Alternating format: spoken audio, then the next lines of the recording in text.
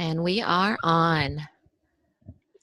Hey, everyone, and welcome to another episode of the Product Boss Podcast. I'm your host, Jacqueline Snyder, with my beautiful co-host, Mina Kunlo-Sita. Hey, Mina.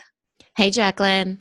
So, guys, we are so excited. If you listen to this podcast, you know that we are huge fans of this woman and her podcast. We have Natalie Eckdahl of the BizChix Podcast on. Hey, Natalie. Hi, ladies. I'm so excited to be here. We're so excited that you're here. If you listen to our podcast at all, she's always on every episode anyway. So this time we have her talking back. It actually ruins my day if I'm listening to you and you don't mention me. Sorry, we will be sure to mention you every episode. It's such an honor. I actually get a little excited. It's fun to hear your name on the radio. I know it's exciting, and thank you because Mina's been on your podcast, and we're just so honored that you are here with us today. So if you guys don't know who Natalie Eckdahl is, based on listening to our podcast, we are going to introduce you to her. So like I said, she's the host of the BizChix Podcast, and now she is an author of the book Reset Your Mindset. So exciting. So Natalie, tell us a little bit about your background, so your entrepreneurial journey, like how it began and how you ended up as a huge podcaster and an author. Well, I have a pretty deep business background. I've worked in corporate America and I have an MBA. And so that kind of education coupled with my work experience has been really influential in helping entrepreneurs add some of that structure and kind of deep thinking. In my MBA, I really learned a lot about critical thinking and how to analyze a business and how to analyze other businesses. So I feel like that really helps and informs the coaching that I do. I actually started my entrepreneurial career at, there's several ventures from being younger, but my first real business was a swimming instructor. So I haven't told many people about that, but I was a private swimming instructor when I was in high school and college. And I actually realized a lot of the lessons learned from that business I incorporate today. I'm like, I need to do a podcast episode on that.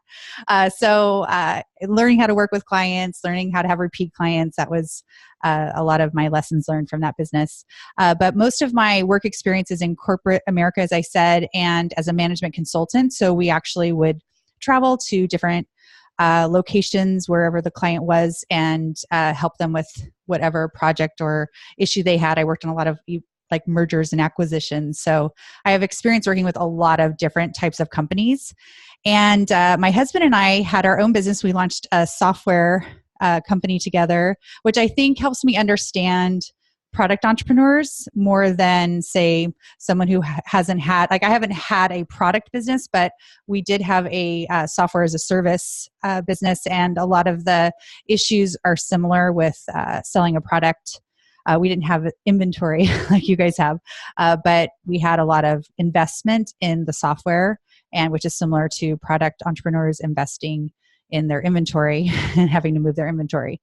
So while having that company, we were trying to learn everything we could about starting and running a business and having team members. And it was so different from what we did in our corporate work. And we turned to audiobooks and podcasts to learn, which many of us do, right? That's how we're trying to educate ourselves and learn. And at the time, and this is going back to 2011, 2012, 2013, I could not find podcasts for women entrepreneurs, which seems crazy now. We're recording this end of 2018. There's so many, right? You search women entrepreneur in, but I would search and not find anything, or I would find things with terrible audio quality and not the information I was looking for. So all the entrepreneurial podcasts at the time were men, mainly interviewing other men. And they were often like millennial men interviewing other millennial men, like 25 to 30-year-old dudes talking to other single dudes. And that just did not fit my life. Like I didn't relate to them. Like they talk about having this huge, like hour-long morning routine. Anyone who's a mom knows that you probably don't get an hour-long morning routine unless you're getting up super early or your kids are leaving and you're doing something after that. So long story short, I decided to start a podcast at the end of 2013 and launched it in January 2014, which brings us to here. That's so awesome. I've heard that story many a time, and I learned something new every single time, which is so awesome to see everybody's different journeys. But you are a product person now, Natalie. You have your book, No. and you have the BizChix Bible, which is a physical binder that we get every year at BizChix Live. So Yes. those are two physical things that you sell that you could definitely scale. Yes, these two have been pressuring me to become product entrepreneur. And I know how hard it is. So I'm really careful. And I'm also careful about creating too much complexity in my business because I'm a proponent of keeping things as simple as possible. But you guys are who I do turn to and will turn to when I envision other products, and we've talked about this separately offline. There's a lot of opportunity, having a brand and having people that identify as a community and providing products for them. So that's definitely in our future, but I'm slow to launch that, even though I'm a quick start. Like I have a lot of ideas and I implement a lot of them. Well, we're always Mina and I always just get so excited because we participate in the events. We're like, what if? It's a different what if protocol. Brad, pajamas. What if we all had matching pajamas with chicks on them? Tell them, right? We would. And there's lots of opportunity. I'm excited to see how that unfolds throughout the years, because I think we're all in this for the long term. Yeah. So you are, again, so you're a mom of 3 kids and a wife and a business owner with multiple sort of deliverables, right? So the podcast, the book, you do coaching, masterminding, all that. So how do you keep your head on straight? That's a big question we get from people all the time. How do you do all the things? And we kind of give our opinion on what they should do. But now that you've actually added a level, let's say, to your business, what would your day look like, or how do you keep your head on? So I have a lot of help at this point, and I didn't always have this much help. So my head was a little crazier a few years ago. In fact, I let a lot of things go. And I think that I see women trying to be 100% at everything, like trying to be PTA president. Like I could be PTA president. I would be amazing at it, right? I could lead that whole school. I could lead all the volunteers. We'd know everybody's roles and responsibilities. I could run the meetings. It'd be so professional. But I choose not to do that. That is not what I am meant to be doing right now. And so I am very careful what volunteer responsibilities I accept. I am careful about what family parties I volunteer to host. So I used to always host Christmas Eve. And a few years ago, I told my mom, probably 3 years ago, I said, Mom, I need you to take this party back. I can't do it this year. And I haven't done it for a few years. And actually my mom's here today.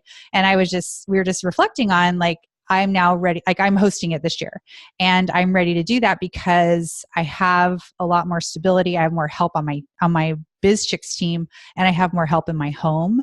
And so that is how I'm able to do it. But I allowed myself to have, I would call it minimum viable Natalie. So you might have heard the term minimum viable product. And that's, I know you guys have talked about it on air before, which is getting something that's good enough that you can just get out into the marketplace and test. And so I've just allowed myself to be minimum viable Natalie for a few years because building BizChix was taking so much of my time and energy. And I needed that. And so I had to sacrifice on the personal front on a few levels. And some of that has been helping at school. Some of that has been not remembering every single person's birthday in my life. Some of that has been not sending out holiday cards for a few years. So anything I could strip away, and I focused on what was most important, which is my children and my husband and the business. And other things beyond that, I had to just let them not happen or not be perfect. I love that so much. MVN. MVN. Minimum viable Natalie. Yes. So tell us a little bit about why you decided to write a book. That's such a good question. I feel like my mom brainwashed me to have to write a book at some point. So my mom's actually very entrepreneurial, and she is an incredible salesperson. In fact, I should figure out how to get her to sell my masterminds for me and my coaching for me. She's just so like a natural salesperson. And she always shared that, in her mind, books made a lot of money. It was a way to make a living. And a lot of authors do that, but not, I would say maybe 5 to 10% of all authors do that. But the majority, we write a book and it's not our source of income. So that's kind of a seed that was planted my whole life, and on my bucket list was to write a book. And then I knew I wanted to write a book. It's been like festering in me that would be an amazing thing to have out there. The book that came out is not the book that I thought I would write. So I thought I was going to write something more on like the secrets of my six-figure clients, which is a episode I've done in the past, and it's very popular. And I knew I could unpack that and that be of interest to a lot of people in my audience. But at BizChix Live 2017, which is a live event I host for women entrepreneurs in Southern California, and you have both attended the last 2 years we've hosted it. And at that event, I did a talk on mindset, which was meant to be like a short 30-minute talk, and it went actually an hour. And it was going so well that my team didn't stop me. So I had no idea like what the clock was. I didn't know I had gone over our schedule, and we had to rework some of the schedule that day. But the what happened in that room made me realize that there was a need for a book on mindset. And I've seen what I cover in the book. I've seen parts of it in different places, but I've never seen a book that one had a framework for you to work through like on your own, because I feel like so many mindset issues are internal, and then chapters on specific mindset topics, because sometimes you just are dealing with this one thing and you just want to like get some support. And so I wanted it to be a book on its that would stand alone on its own, but also in the future for people, a reference guide where they could go back and check in and learn and support themselves. So I'm in the book. It's Jacqueline. Yes. So woohoo. No. So I work with Natalie, and obviously Mina and I are huge fans. And so I had the honor of being interviewed by you to be in the book, and I talk about scarcity. And we did an episode on our money mindsets, and I worked with Natalie a lot on my mindset of scarcity. And so I'm glad I could sort of help out other people who feel the same way. I think that your story is so powerful, Jacqueline, and I think it's especially powerful when you are vulnerable and share. So many people admire you, and so for you to be vulnerable and share where that comes from, and it's something that, comes up for you a lot. Mm-hmm. It's kind of where your home base, right? You like retreat to scarcity. I do too. I share my scarcity stories in the book as well. And it's something I fight as well. So that's the thing about mindset, right? You don't conquer it. You have to, that's why I call it reset, because you have to keep resetting yourself. And it's so frustrating, like for you and for me, but you've shared so much with me in our work together. It's so frustrating because we are doing so great, and then something happens which takes us to that dark spot, that normal place, where that place of like primal fear, and we need to have tools to get out of it. And so so thank you so much, by the way, for sharing your story in the book, because I've already heard from people that you're inspiring other people. Oh, thanks. Yeah, I mean, it's hard. I mean, and that's the thing. You don't even realize sometimes unless you're going to a therapist and unpacking. And when I hired Natalie as a business coach, did I know that I was going to work on mindset? No, not at all. But you are very intuitive with things, and you're able to see kind of past someone saying something. Like we just got off a call with some of our office hours of the masterminders, and somebody had prefaced like, we are running out of money, and it's always about money as well. And so you're starting to see how they need to dig in a little bit into their numbers and seeing, and what is the story behind it. So let's talk about the reset framework that you work on, because I use it in my life. So, and since I've worked with you. And so you talk about recognize, evaluate your story enough, and take actions. Do you want to explain that a little bit more to our listeners? Yeah, sure. So the first thing is just to realize that you're having a mindset issue. And I say when you figure that out, to celebrate. It feels like, oh, yay, I know I'm having a mindset issue. But I've worked with so many women that are not aware that they are having a mindset issue, or that they have mindset issues. So just putting names to things is so helpful. So once you have like read the book and you realize, oh, I'm feeling fear of success. Like I'm not able to move forward because I'm afraid of how this could impact my life. Like what if it's wildly successful? So then you don't do it. Or fear of failure, or imposter syndrome, or money mindset, whatever you're dealing with, just recognizing, okay. And like for you, Jacqueline, what you're saying, like to know, okay, I'm dealing with scarcity right now. This is, where do I go from here? And so then you start to evaluate, okay, why am I feeling scarcity, for example. Where is that coming from? Why is this triggering that scarcity feeling within me? And that's kind of that evaluate step.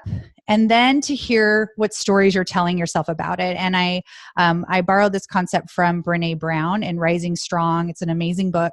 She shared that we're all telling ourselves stories. And of course, we all know we're telling ourselves stories, but we may not have realized that. So we create stories for other people in our business. And so like Jacqueline, for example, you've shared that, sometimes if a client doesn't get back to you right away, or if a client, say you and I both do sales calls. We all do, right? We all do sales calls. And sometimes you have some that are going really great and everyone's, saying yes. And then you have a couple of the people that say no. And for those of us that struggle with scarcity, it can take us to a really dark place. And so we have to be careful what story we're telling ourselves about the other person, that we're making up things for other people in our head. And so to understand what that story is. And then really the only way to move past what you're going through in your head is just to decide that you're done with it. This is enough. I'm done with this. And sometimes for me, I have to, especially with things that are really big. So putting on a large event like BizChix Live, I have to do a lot of mindset work in order to do that. Writing this book, actually, I had mindset issues around writing a book about mindset. I had times where I was paralyzed and could not move forward with writing the content. And at the end of the day, you have to decide if you could survive whatever it is you're worried about. And so you have to unpack all of the things. And so I call this the what if protocol. So you start saying, well, what if this happened? And what if that happened? Because we tend to, from working with a lot of women, what I find is they stop at the first one. Well, what if this thing happened? I'm scared that this could happen. And so one of the ways that I've helped people is I say, what if it does? What would you do? And then they say, well, then I would do this. But then they're worried about something else. And so we keep going until we've assessed all the worries and unpacked them all.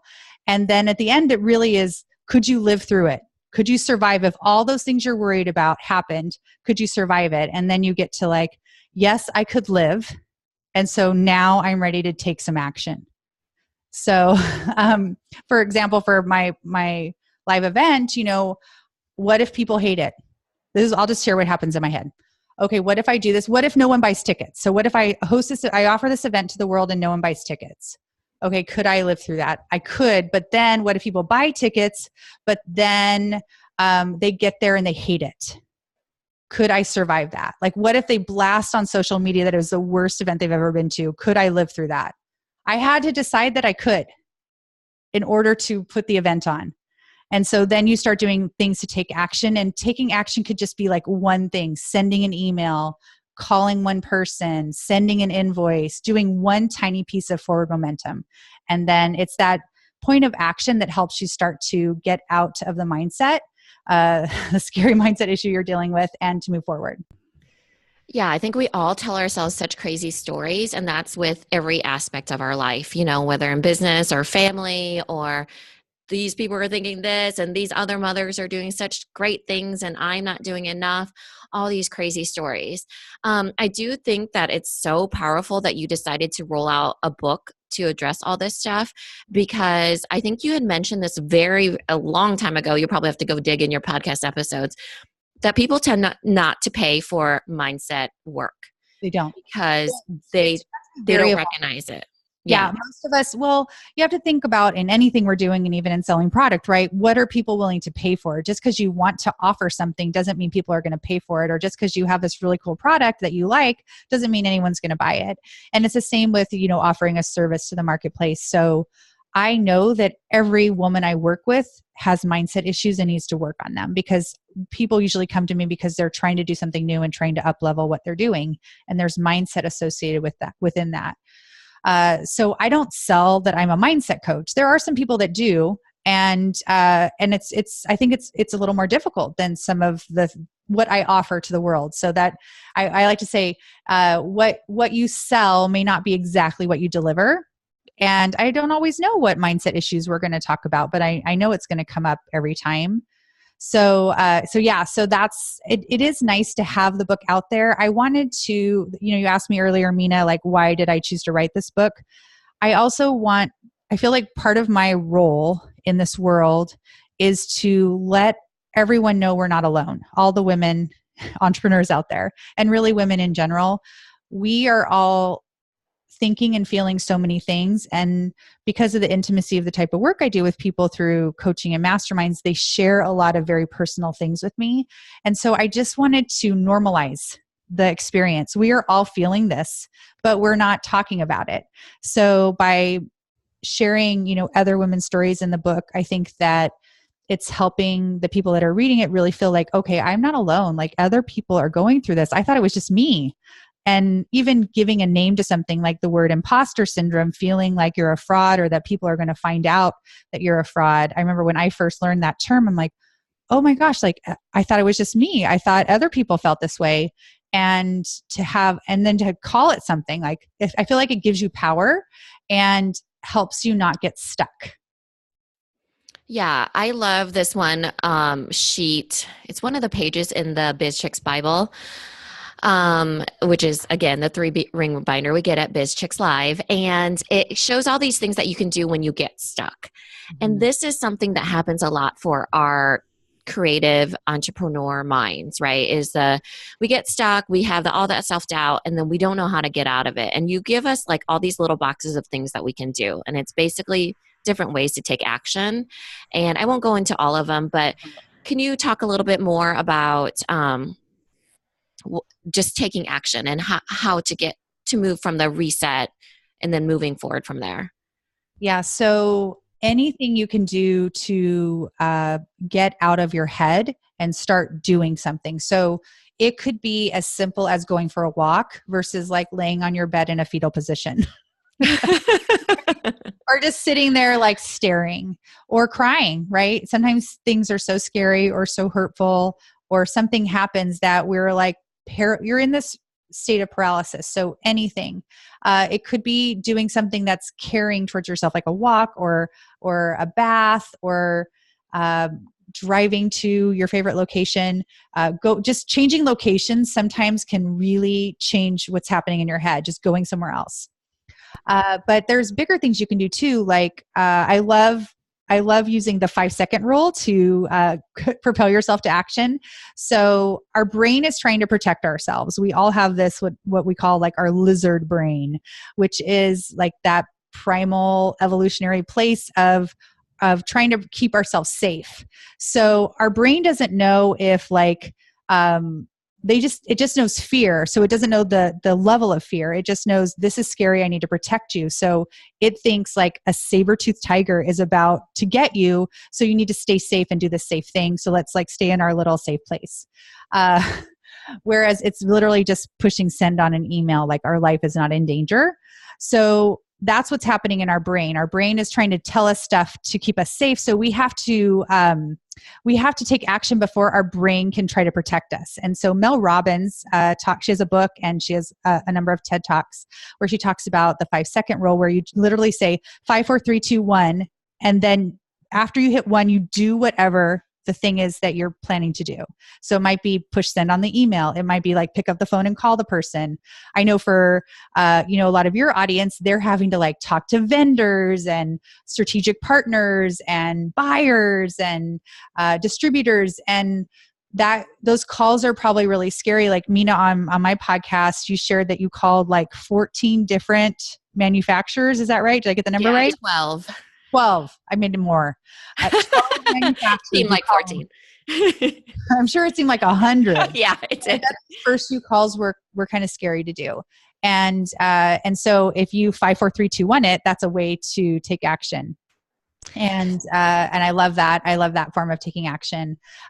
For me, a lot of times I like to focus on things that are going to bring in revenue to take action on. So sometimes you may have a list of 100 things you should take action on, and then you don't know what to do because you've got 100 things. So I help prioritize that for myself by thinking, what could I do right now to bring in revenue to my business?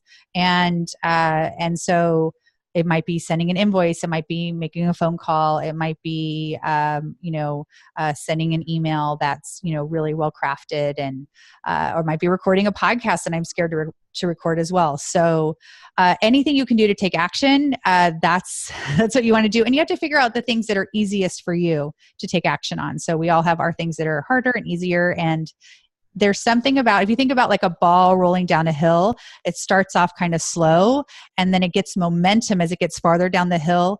Taking little bits of action creates that momentum in what you're doing and helps you kind of bypass those negative thoughts in your head. Mina and I we actually both have realized that we like to clean up our house because we have control over it, and it's an immediate, it's something we can do, and then there's a result. Mm-hmm. Yeah, it's a win. Decluttering. We also tell people to do low effort, high impact stuff. So it's easy, think about it, move on. And then after a while, and then when you're feeling really low, you need to do low effort, low impact, because those are like the way easiest stuff until you can get to the high impact stuff, because then it just helps to move you forward. And that's kind of the whole cleaning out your closet. Well, that's actually a little bit harder, but picking up the toys and stuff, low effort. I would say for the house stuff, because I know a lot of women that like to do this, I would just give yourself maybe a timeline, because you don't want to lose a whole day like organizing, because I'm a perfectionist. So if I'm going to organize something, it's going to be perfect and amazing. So I have to actually keep myself from organizing things during most work days, or I will lose an entire day. Like right now, my kids' toys are an incredible mess. It really is like at least a 2-hour project. But if I get going on it, it will be like 6 hours. So I've just decided that has to stay there. But I can tidy up my office, which is where I'm sitting. And so that's what I was doing before we got on this call. I was tidying up just because that, like you said, it makes you feel good to kind of accomplish something. Small goals. So let's talk about that, because that's something that Mina and I were talking about with why we are so attracted to the BizChix community, for example, and why I think we've really aligned with you. Hold on one sec. We're going to have to edit this part because somehow my husband walked in the middle. Hi, James. We're recording a podcast. Oh my God. Good thing it's Natalie Eckdahl on the podcast. Here you go. Oh, you already did it. Sorry. Okay, we're going to start over. Sorry about that, guys. Okay, so let me just realign my thoughts. Okay. And I guess it's live. So anyone who saw it, welcome. That's being married on podcast. Okay, so editor. Usually it's a kid, right? Hey, it happened on CNBC, okay? It can happen on the Product Boss podcast. That was so funny. James, can I deal with it later? You can. Thank you. Okay. Okay. All right. So starting over, editor. Thank you. Okay. Okay. So one of the things that we're attracted to with the BizChix community and BizChix podcast, and I think something that you've done for us personally, is that you've created this safe place for women entrepreneurs, highly successful female entrepreneurs, to be able to figure out how to balance, right? So if we're going to talk about mindset, there's obviously imposter syndrome and all of that within your business, but I think there's also sort of, there's a guilt that goes between, do you leave your house a mess? Do you leave your kids' toys all over the floor? Are you available to cook dinner? Do you pick your kids up? So one thing that you shared with me early on in working with you was you asked me how many days were my kids in preschool and could I put them in preschool more? And I was like, I had never thought about that, because I always felt like I had to balance how many days were they staying late? How many days did I have to have them back? And the one thing that you said to me, it was about quality, not the quantity of time that I spend. So if I pick them up at 5 and I have that till bedtime and I'm really involved with them then. So I think Mina, you probably have something to say to this too, but I think that's something that even in a mindset way, that's not even necessarily in this book entirely. It's that balance that we were talking about at the beginning of the episode. Yeah, I think one of the things that I've done is give women permission to do what they need to do to run their business and to let go of some of that mom guilt. Usually I find it's something we're putting on ourselves, and we may be in community where that's part of it as well, but a lot of times it's more what we're putting on ourselves. What I see happening is women trying to take care of small children and run their business at the same time all together, right? And so what ends up happening is you don't do anything well during those moments, right? Because little children need a lot of attention and a lot of structure, and your business needs a lot of attention and a lot of structure, and they cannot both be done simultaneously. So I'm in a few Facebook groups, and and I remember my own experience and my kids right now are 4, 6, and 16. So I've kind of run the gamut, and I have a daughter that's a junior in high school, and a preschooler, and an elementary school student. So I can relate to almost every level of mom, right? But when my kids were really little, I can't concentrate on like building a sales page or writing an email to a person that's interested in working with me while my kids are sitting there, right? They're going to keep interrupting me. And so that's why I think we need to give ourselves permission to set everybody up for success. So if we can have our kids in more childcare and give ourselves permission that's okay. And then when they're present, to do what we can to be present. And it's hard, right? Because we're not stopping thinking about our business. And usually when we're doing our business, we're not necessarily stopping thinking about our kids. But I think if you can afford it, I always say, get as much help as you can afford. And that could be childcare, that could be housekeeping help, house cleaning help. That could be help with errands. It could be help carpooling, to get as much help as you can afford. And that works with you and your family structure. You and your partner have to decide what is best for you and your children. And every child's different. Every family structure is different. But I remember at the time, Jacqueline, you had, this large team of people you were managing, and it was almost it was like humanly impossible to accomplish what you were trying to accomplish with small children underfoot.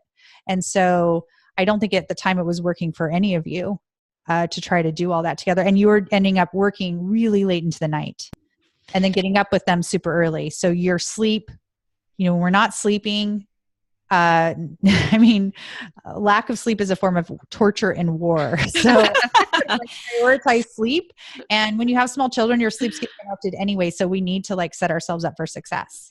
Absolutely. Yeah, I'll tell you what attracted me to the BizChix podcast, or you in general, Natalie, is that I think all of us feel like this need where we need to be validated in a way. And you'll see this I've seen even clients of my own who take Marie Forleo's B School because they feel like they need some traditional form of education or something that validates their ability to be an entrepreneur. But I'm not attracted to B School. I'm attracted to Natalie with the MBA. When Natalie with the MBA tells me this is how you do something, and I have an MBA as well, so this is how I love to learn. So I feel like that connected us. This traditional mode of learning, this validation, you call it permission, and this higher level, basically you're the MBA level of online entrepreneurship schooling in my mind. So I think that's what really attracts me is that the fact that I'm a mother. Like a lot of online entrepreneurs are not mothers and right. married, and so it's different, right? It's different. Right. It's different to run a business when you're single. Honestly, it's different to run my business right now when my youngest is 4 versus an infant. So like when I started the podcast, I was pregnant with Jet. And so that whole first year, guess how much money I made? I think you guys know this. I made nothing. I made $0, but I produced 150 podcast episodes. I released 150 podcast episodes. And you created a human. I created a human. All those things happened in 2014, but I couldn't do it. And I was also running another business with my husband. So there was way too many things happening. And even that next year, I actually was going through my 2016 calendar this year, and I did not have full-time childcare. At the end of 2016, I got full-time childcare, and that's when my business took off. Because I needed every day to work on this business to get it where I wanted it to go and my goals and what my family needed it to be as well. So that's very hard for me. I was actually a stay-at-home mom with my daughter Aurora for the first few years of her life. And I like to spend a lot of time with my little ones, when they're really little. And I love the baby stage. So I'm so glad I had that first year of Jet's life, really a lot of time with him. But he started going to preschool every day when he was 2. So that was a big shift for me in how I had parented in the past. it worked for him. It worked for our family, and it's worked out. He's fine. Yeah. But I hear a lot of women have a lot of guilt, like, about that. And I have guilt too, right? I'm not saying that I don't walk around without any guilt, but we all have mom guilt, and we just have to manage that. It helps that I have an older daughter, so like, who can articulate things to me and tell me, and also the things that she remembers and doesn't remember. Like, I did so many play dates with her, when I was like more a stay-at-home mom, and she doesn't even really remember any of them, right? We did classes. She remembers like little pieces of them. And like, we would get on each other's nerves being together all day. So she's so proud of this business and where it's gone. And she understands that I'm not the mom that's in charge of everything for her choir and her dance team. I'm not hosting the tailgate parties. I'm doing like minimum viable school mom. And she understands that, and she's totally supportive of it. So it's fun to also have to hear, she's almost an adult, her perspective. And so I feel really good about the decisions I've made. And you show up. You show up for them. You've been able to build your business in a way that you get to show up at the things that are important. I like to do, I think they're, what are they? What did you call that, Mina? They're low effort, high impact. Mm-hmm. That's my volunteer goal. Low energy, high impact. So I love low effort. Yep. I like to do field trips because high impact, low effort. Is that what we called it? Low effort. Low effort. So field trips, that's like my hashtag advanced parenting tip. And then I'm actually going today to help I don't volunteer very often, but I know in December there's a lot of opportunities to volunteer. And so I've blocked off a few. I just did a few things last week for my daughter's choir. They had this big festival that they put on. And then I'm actually helping build musical instruments in first grade a little later today. That sounds fun. That sounds fun. So tell us about, since you work with so many entrepreneurs, and I know you work with product entrepreneurs as well, is there anything that you see rising up for product-based entrepreneurs in terms of mindset? That's a good question. I think that, let me go through some different scenarios. I feel like they're so similar across the board. I don't know if there's anything specific to product entrepreneurs. I think that the financial investment is so much bigger for a product entrepreneur versus a service-based entrepreneur. Like, I could decide I want to offer a new service tomorrow and put it on my website. I have no investment.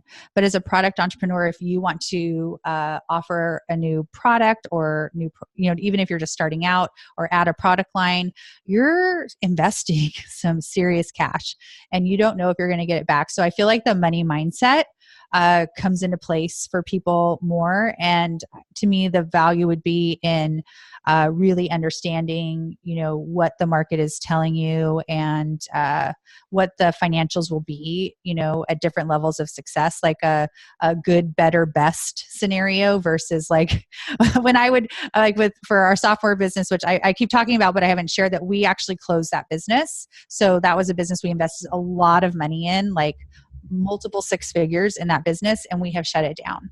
So I feel like I relate to investing a lot in a business and choosing to go a different direction. So we chose to focus our time and energy and finances on this business because of the momentum it had. But as a product entrepreneur, really you've got to understand your inventory. And so I think also what I see with product entrepreneurs is you guys are so creative. So you get a little bored with certain products, even though they're the product that's doing well. Like it really needs if you put just a tiny bit of time and energy into this one product that the market's loving, but you're kind of bored because you're creative and you want to create. So I think that there's something there in terms of like, holding back on some of your creativity to keep the business moving forward and finding like those right times and places to put that creativity, but it's not always in like tons of new products and things. So I think there's something about self-control in there, which isn't necessarily in the mindset issue. It's more of like a virtue, right? But yeah, I think I would say money mindset and probably fear of failure. It's usually pretty it's very public when you have a product, right? In order to sell it, you've got to put it out there to the masses. Whereas for a service-based business, like I can say I'm going to launch a mastermind, and do you know if I filled it or not? Probably not. Or I have coaching openings. Do you know if I filled them or not? No. But basically we're all going to know if your product business isn't successful, because you're either going to make it or you're not. So it's the most complicated business to have. I say it's the hardest to have, or, you could have a local service-based business, a local business, you could have a product business or an online business. Product is the most challenging. There's the most challenging and the biggest financial investment. If I could do a ding, ding, ding when you hit that nail on the head. One. What about, but the shiny object syndrome a bit for product entrepreneurs. So it's always about, like you said, what's next, instead of digging deeper into what's working right now for them. And so oftentimes, for me in fashion, clients will be like, I'm doing a clothing line, and I'm going to launch a kids line, and I'm going to launch a men's line. And it's like, hold on, what's selling? Because if you streamline that process, and that does really well, it makes it easier to jump to that next thing. And so we always say, like, come up with the iterations of your best-selling product versus all the other ideas, because development costs money, right? Yes. So you're going to keep spending. Like you said, you could start a mastermind tomorrow, just change up your website, talk about it, and then that's great. But you have to spend money on developing, sampling, trying it out, photo shoots, getting it up, and then hoping someone's going to sell it. So hoping. Yeah, it's really hard when you have a lot of ideas. I think all three of us have a lot of ideas all the time. And even for my service-based business, I have a lot of ideas and I hold them back because I'm more focused on the success of the business than my new ideas coming out. And I find ways to try them out and to have my creativity be out there. But we have to watch we have to do more of what's working. That's the best advice I've had. I had it for my podcast. A mentor shared that to me. He was like an industry mentor, and I had a chance to talk to him in person. He was speaking at an event, and I said, do you have any recommendations of how I can grow my audience? And he's like, well, what is your most downloaded episode? And I told him, he's like, do more of that. Do more of what. That. And I was like, well, that's so simple. It creates complexity. So volume can create complexity in your business. Adding new product lines creates complexity. Creating a new business adds complexity. And for those of us that are creative, we don't usually think through all of the consequences of that, the impact of that on us and the business and the finances. And so it's good to have, like you guys have masterminds, you guys have accountability partners, you have your Facebook group to check in, like, okay, I have this idea, like, what would it take to implement it? Instead of just like staying at the top line and go, woo, fine, let's do it. To like, do I have the time for this? And I think you guys shared on an episode that you recommend people take their Fridays to do that. And like, okay, let me try out, this is my playtime for my idea, but Monday through Thursday is for getting the work done. It is. That low effort, high impact is actually from a quadrant that we have. It's basically where to focus quadrant, and you're taking a brain dump and then you're putting the task into a quadrant. The upper right quadrant is the high impact, high effort. Those are the long-term money making projects that you have to break down. So Natalie, what is in that quadrant for you? What's up next for you that's high effort, high impact for this coming year? The biggest thing for us and our team is BizChix Live. That is, and I feel like we're just recovering from it still. A month ago, I was telling my daughter, she was asking me about something. I forgot to do something for her. And I'm like, well, like I'm still like just recovering from BizChix Live. She's like, Mom, it was a month ago. Let's get it.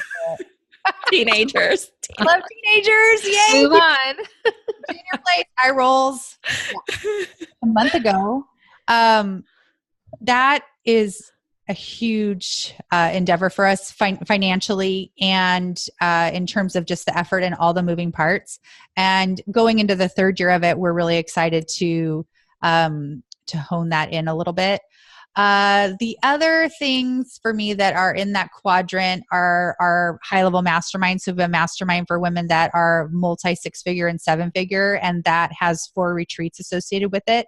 So adding anything in person adds a lot of work and complexity, and even just like communication with our clients, because they have a lot of questions and some people have more questions than others. And even though we'll create like FAQs for people, there's always things we didn't think about. And so that adds, complexity to the business. So that's probably in that quadrant. And then starting to think of another book that is in that quadrant too. Talking about this, it's like you're planning a 3-day wedding plus all the bachelorettes and bridal showers and everything up to it. It is like a wedding every year. And then like a family, it's becoming like a family reunion, which is really fun. And people are inviting their own clients. I know you guys brought a bunch of product bosses, which was so fun. And you guys were right. Like my memories from the event include both of your faces and your product boss table, because there was like this table of product entrepreneurs all sitting like front and center. You guys were ready to go, ready to learn. What's so funny is that we put our bags down and didn't realize the other people that were sitting there. And it happened to be the product bosses that we put our bags down by. So the universe was like, you know what? We're putting all the product people together. Or they were tracking you guys. Yeah. Where are they sitting? We want to sit near them. Jacqueline and Mina are. I want to sit by them. Okay. Well, I don't know if that happened or not. But sitting really front and center. I got pulled up on stage. Yep, I brought Jacqueline on stage. You're so thank you for participating. You're welcome.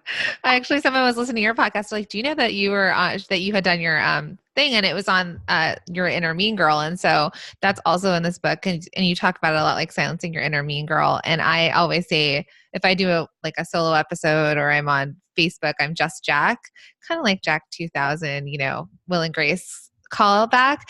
But we talked about how like the mean girl, the one that's in your head saying mean things, is Jackie. No offense, any Jackies listening. It just happens to be for you. Yeah. And then Jack and then Jacqueline, which is so funny because at the end of your event, someone raised their hand and they're like, I figured out my inner mean girl name too. And it was Jackie. Aw, that's cute. I was like, oh, good. So Natalie, we like to wrap up our interviews with some fun questions if you've listened. I have listened. Okay. So you kind of know what's probably coming at you. So it's sort of a rapid fire question and answer. Try to be brief. I have, as you can see, I struggle with that. No, don't worry. It's fun when you, when like people are like, I don't drink coffee, but I drink da da da da da. So the first question is, what is your coffee order? Well, I prefer to drink coffee at home because our coffee is the best. We drink organic Ethiopian coffee that we grind at home, and we found a great source of it on Amazon. So we make that, and I put half and half and honey in my coffee. Delicious. It has to be piping hot. So do you have to rewarm that like 30 times? Well, this is what drives my husband crazy because he doesn't like to waste things. I will just, if I get half a cup, so I like to fill it up all the way, and then I will drink about half of it and I pour it out and I start over. And he gets very frustrated with me. Perhaps you can leave the second half for him to drink then. You would if I would. Like, he probably would like to catch it all. I think he's learned to let it go. And, but he's, I'm just like, this is what I do. I make a full pot, and then this is how I drink my coffee. Yeah. And then why not? When it gets low. And now that Aurora has been sipping my coffee for years, apparently. I didn't realize this. She's like, oh yeah, since I was little, I would always take a sip of your coffee, and it's sweet, so it tastes good. So she is a coffee drinker now. So we have 3 coffee drinkers in the house. We were like fighting over the coffee. So, okay. So you're cleaning up your desk, but what is the favorite thing on your desk?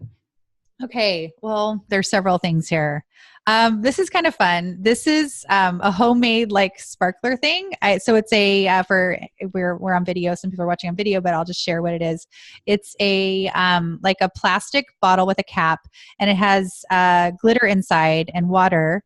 And it's kind of like a sensory activity for little kids, but I like it too. And so sometimes I just like, even like during this interview, I might have been shaking it. It just like makes me happy, and it's gold sparkles in there. So I think we made it as a gift, like a homemade DIY present a few years ago for the kids. And I think I'm the one that liked it the most. So I decided to keep it on my desk. Cute. Yeah, I actually brought it to the hotel for BizChix Live as I was like still like finalizing some things. And it just is like, it calms me to kind of look at the glitter. So sometimes I travel with it. It's your lovey. So cute.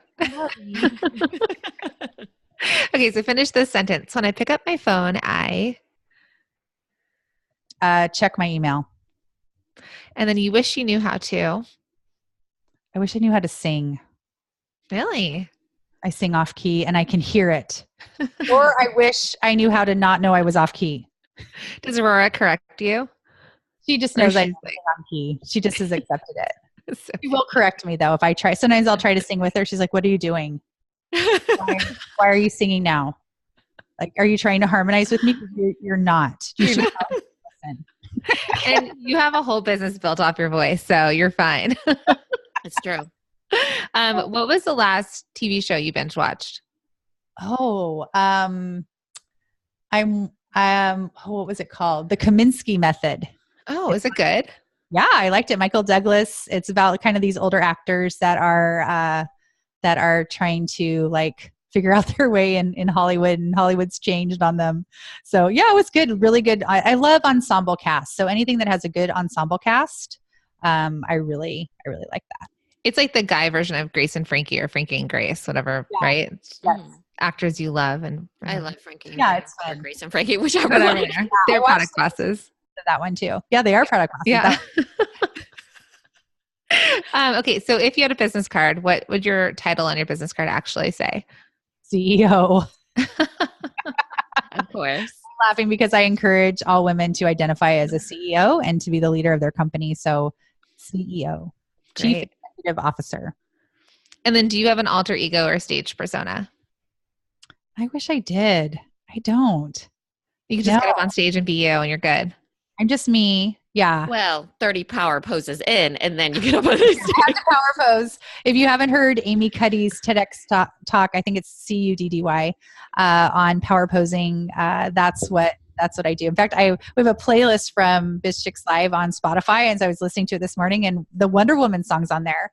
And so at BizChix Live, we had all of our former guests come up on stage, and we did some power poses, which is really like trying to make your body as like take up more space. Like that gives you power in a room and communicating to other people, but even to yourself. And so standing in like, I do like the Wonder Woman pose where your feet are like spread apart, and I'm doing it for you guys right now. Are you enjoying it? Mm-hmm. Uh-huh.